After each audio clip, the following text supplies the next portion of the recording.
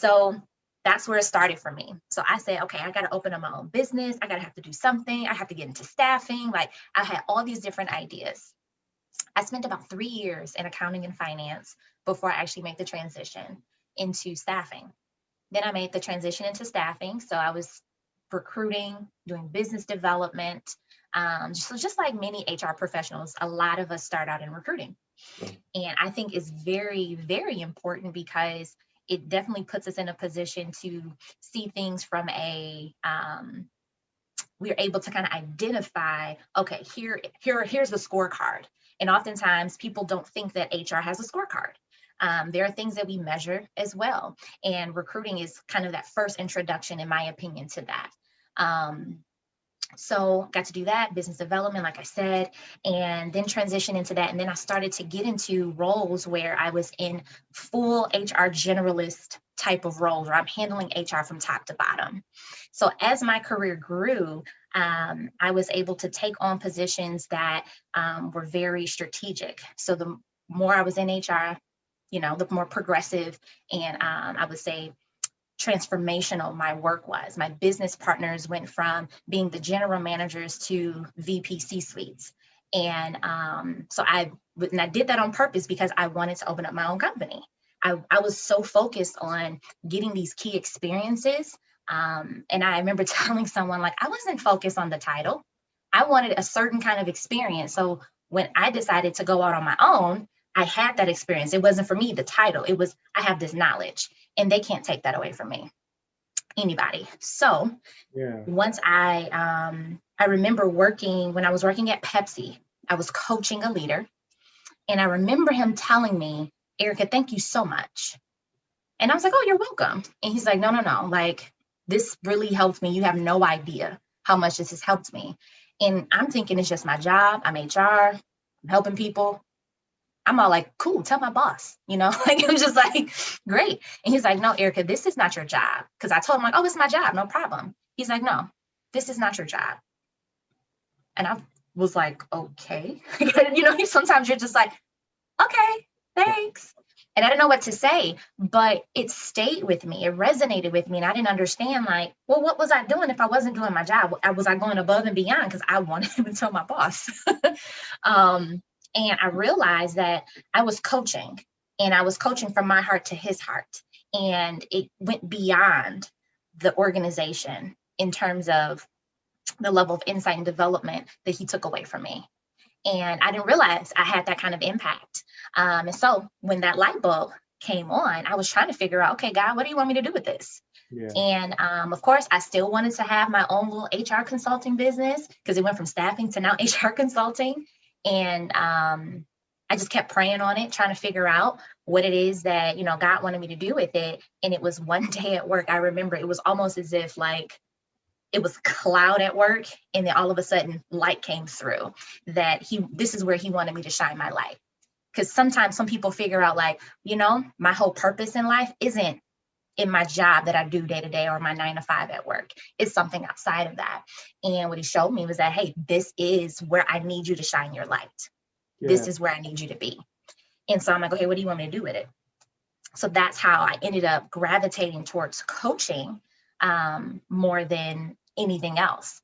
And so when I decided to launch the Erika Monae group, I wanted to focus on those two concepts because my education and training is in HR and OD. That's what I know. So there was no way I was going to give that up because I got student loan debts that need to be paid. So yes, I need that to be incorporated with the training and money that I've spent to receive this education. But also with the coaching aspect and learning more about myself and my own strengths and what truly makes me valuable, what truly makes me unique. There was a point in my HR career I could never articulate my strengths. I could never articulate, the value that I'm bringing to the table. And for most people, they want to know things that are very measurable. They want to know things that are very tangible. And for me, it's a lot of soft skills that are my strengths.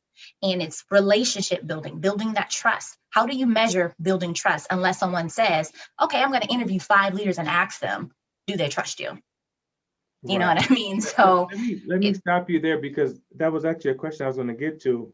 I mean, it's a perfect segue. So like me being in a like a sales like consultant role, like I've worked with HR pros for 15 years and really have worked closely with them, ensuring that I have a good understanding of sort of what they're dealing with, what they're struggling with. And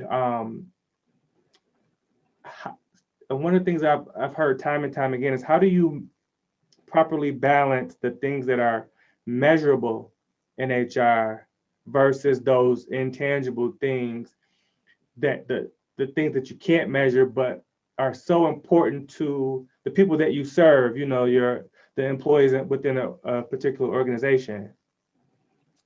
so a way I think to measure it or to give it some sort of weight, the way in which the hard skills are kind of weighted, because when we're thinking communication, when we're thinking relationship building, the organization as a whole needs to at least value those sort of things. So the things that require you to use your soft skills, organization should be putting it out there saying, hey, we value this stuff. So when organizations say we value integrity and teamwork, right? Those are, some values of some organizations.